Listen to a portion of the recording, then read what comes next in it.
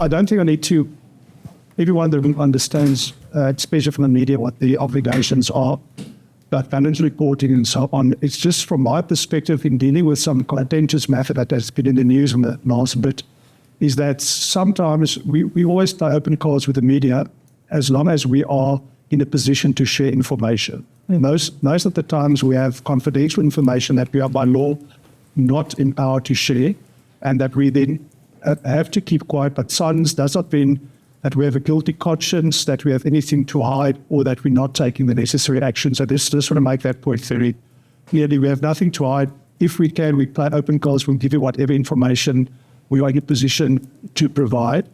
And if to Garth's question, what do you want from the media? Just give us an opportunity to respond before you publish. That sometimes we may say we can't say anything, or we can, or here's this information. So I think that's from my side the most important matter, and that we are constrained by our statutory obligations in our investigation and also in our interaction with the media. But if we are in a position to assist you, we believe it's important that there's an objective media, that you report on matters, whether it's good or bad from us, whether it's poor penmanship it sends, which we take on board, whether it's a fact that there are delistings too many delistings in the space, or that it seems to be that's not enough prosecutions, that successful prosecution from insider trading.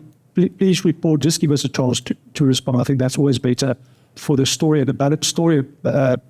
It's a pity that sometimes it seems to me that some publications are more after clicks and sensation than objective facts, and we would just like to have an opportunity to respond to whatever concerns you may have, or to assist you in providing your readers with a balanced view of the story.